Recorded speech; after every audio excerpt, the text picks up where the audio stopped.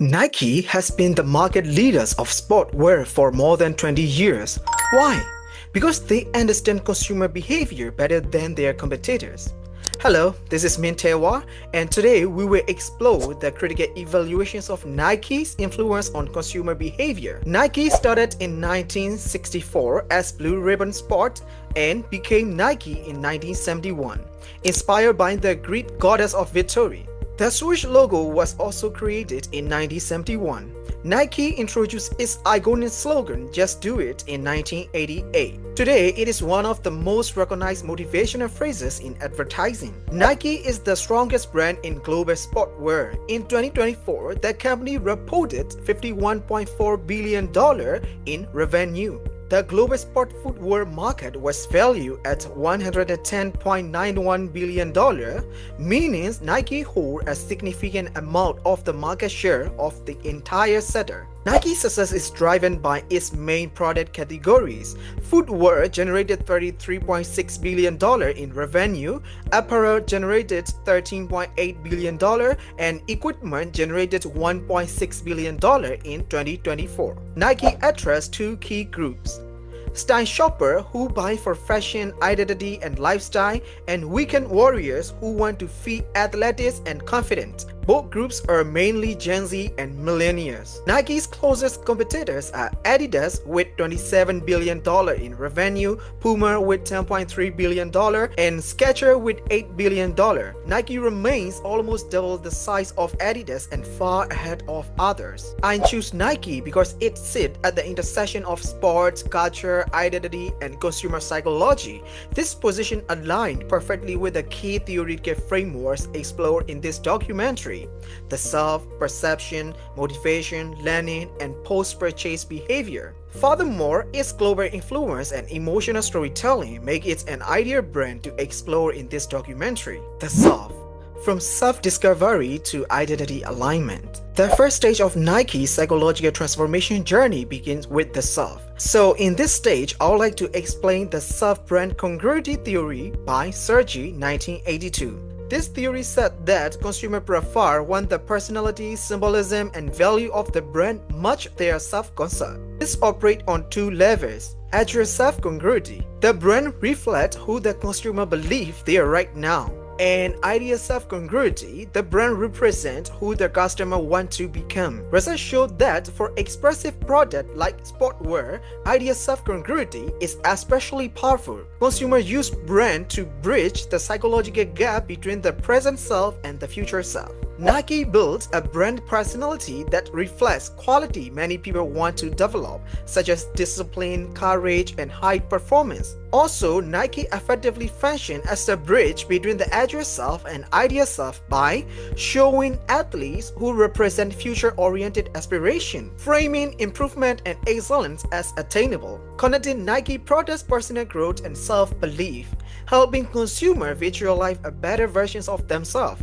Through this, Nike becomes a guide for personal transformation. Okay, let me show you this one. Dear Cristiano, it's me, your future self.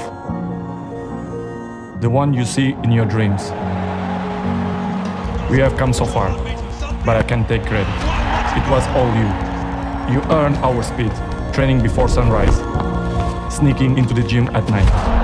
And when things go tough, you come back tougher, faster.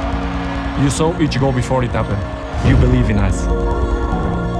Our journey has been incredible. But there is always more to achieve.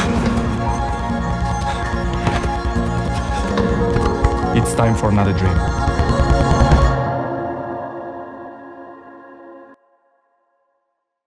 This is a clear example of ideal self-alignment that appears in Cristiano Ronaldo's campaign "Letter to My Younger Self." Nike used Ronaldo as a symbol of transformation, ambition, reinforcing the brand's role in helping people move from who they are now to who they want to become.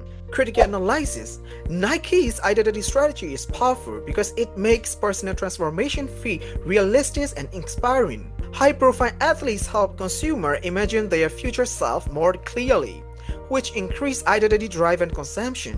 However, this approach can also create pressure for some people. The gap between their actual self and ideal self may feel too large, which can reduce motivation instead of increasing it. Despite this limitation, Nike's identity-centric approach remains highly effective in shaping consumer meaning and loyalty. Perception. From noise to attention. Perception explains how consumers notice, process the messages. In this stage, I will explain two theories, such as selective attention theory and schema-based interpretation theory. Selective attention theory explains that people only notice a small numbers of many stimuli around them. They focus on messages that stand out or feel personally relevant. Nike uses bright colors, bold visuals, and fast editing to stand out in crowded media spaces. These elements increase the chance that consumers notice the message and begin processing it. Schema-based interpretation means people use mental framework to understand what they see. These schemas come from past experience and expectations. If a message breaks the schema, it creates surprise and deeper thinking, which can increase memorability. Nike often challenges the traditional schemas of elite perfect athletes. They show real people trying, failing, laughing, or struggling. This helps consumers see Nike in a more human and relatable way. By breaking expectations, Nike encourages deeper engagement with the brand. You know what? Here's to going for it and being terrible.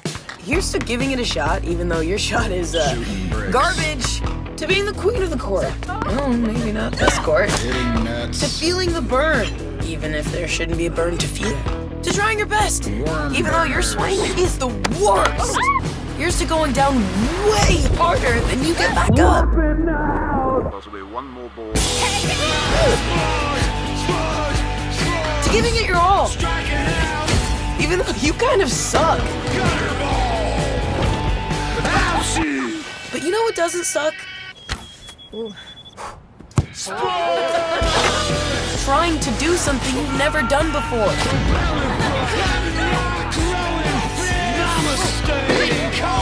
That doesn't suck at all. Not even a little. This ad called Play New, which is a strong example of how Nike uses perception. The bright colors, quick scene changes, and humorous mixed state capture attention immediately. The ad also breaks the usual sport schema by showing everyday people trying and familiar sports. This makes the message surprising, memorable, and emotionally engaging. Critical analysis. Nike is very effective at shaping perception because it creates strong sensory cues and challenges expectation in creative ways. This helps the brand stay memorable in a crowded market. Therefore, Nike perceptual strategy is strong and supports the next stage in the psychological journey, which is motivation. From desire to action. Motivation explains why consumers decide to act, whether that means training harder, engaging with Nikes, or buying the product. Expectancy theory helps us understand this process. It proposed that people feel motivated when three beliefs are strong enough. The first one is expectancy, the belief that effort leads to better performance. The second is instrumentality, the belief that performance will lead to meaningful outcomes. And the third is valence, how much the person values those outcomes. If even one of these is low, overall motivation weakens. Nike's motivational strategy supports each of these stages. For expectancy, Nike uses message like "if you have a body, you're an athlete" to increase confidence and reduce psychological barriers. Research shows these types of messaging improve self-belief and perceived ability. For instrumentality, Nike connects effort with emotional reward such as achievement and power. Studies show that Nike's motivational storytelling increases consumer belief that their effort will pay off. For valence, Nike elevates the values of action through emotional messaging. Just Do It frames effort as pride, identity, and personal transformation. Research finds this increased engagement and strengthens the meanings of the outcome. Through these three factors, Nike moves consumer from desire to action, encouraging not only purchase but also behavior linked to improvement and aspiration. This is the ads called Why Do It. It is a clear example of expectancy theory in action. The characters in this art are pushing through uncomfortable or challenging moments, questioning their efforts, and ultimately reaffirming the emotional reward of persistence.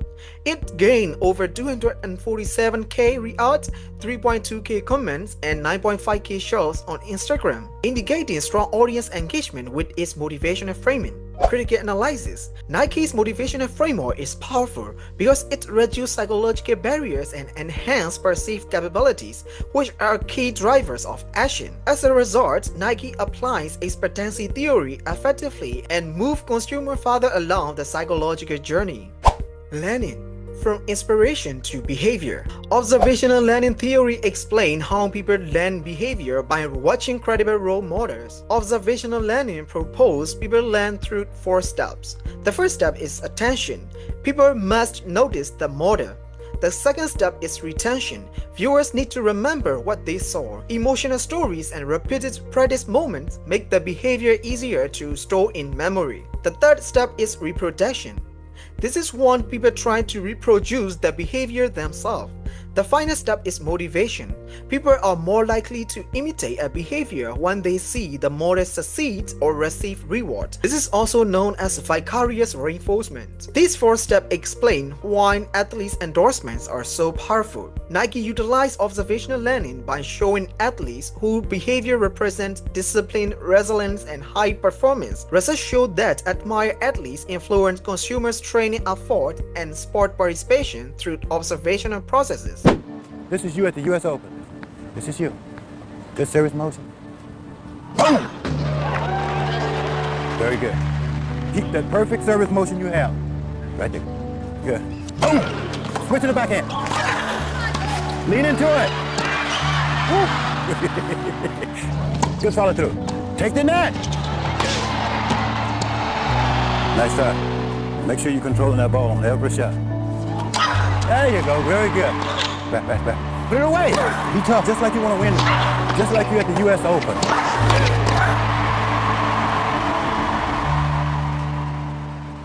Right there. This is you.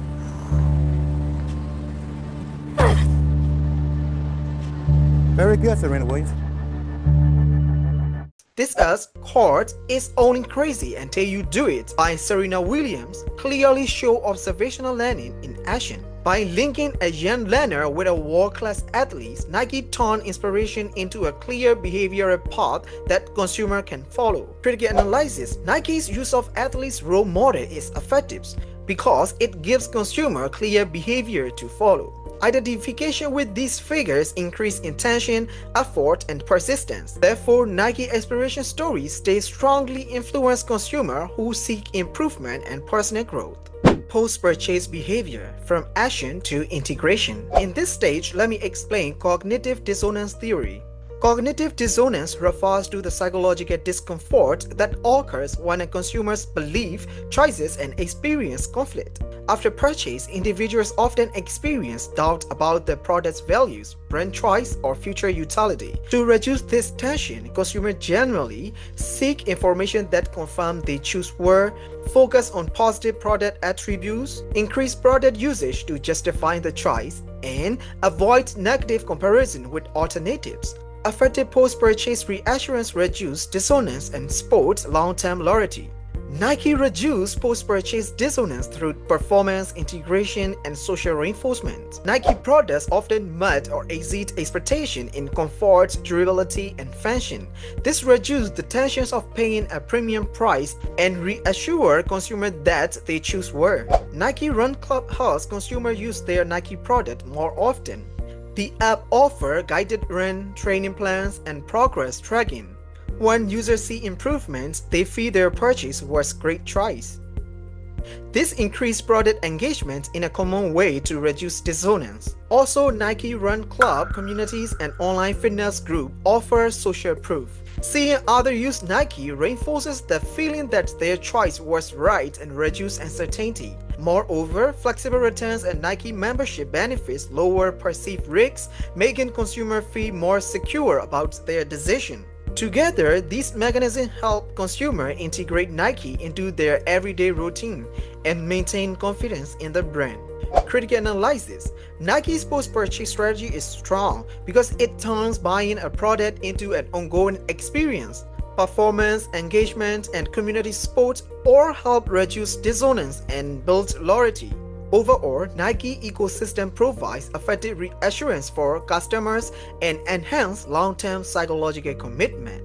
Recommendation and conclusion. Based on this documentary, Nike could enhance its psychological influence by using more relatable everyday athletes, keeping its creative style fresh, and making digital sport tools like Nike Run Club even more accessible for beginners. These steps would reduce pressure from idealized images and help more consumers feel confident and included in their Nike journey. Overall, the analysis shows how Nike shaped the whole consumer experience through identity, perception, motivation, learning, and post-purchase behavior. This journey confirms a core insight in consumer behavior research.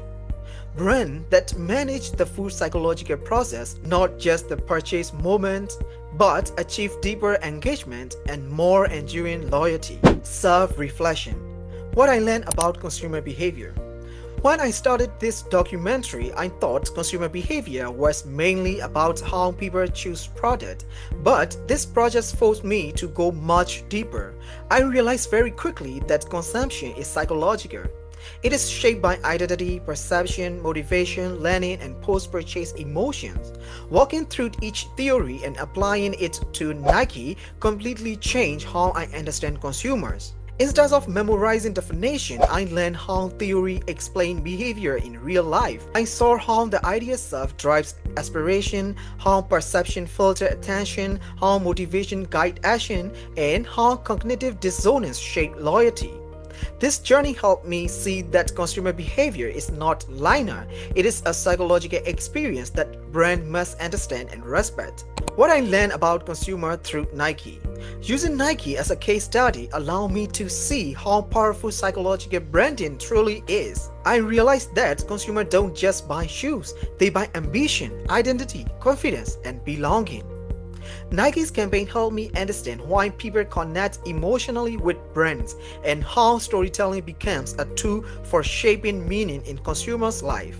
What surprised me most was how consistent Nike is across psychological stages. It helps consumers imagine who they want to become. It shapes how consumers interpret messages. It motivates them with emotional rewards. It inspires them behavior through role models, and it stays with them after purchase through digital sport and community. Studying consumer through Nike made me see branding as a process of psychological transformation rather than simple promotion. My personal learning journey. From the very first week of consumer behavior class, I felt truly connected to this module. I tried to engage as much as possible because the idea immediately captured my curiosity. Even when I felt confused during lectures, everything became clearer in seminar sessions through practical class activities. Applying theories in real-life examples helped me understand them on a deeper level, and I am truly grateful to Miss Jess Winter for making this module one of the most engaging experiences of my degree. On personal level, this module has been incredibly meaningful.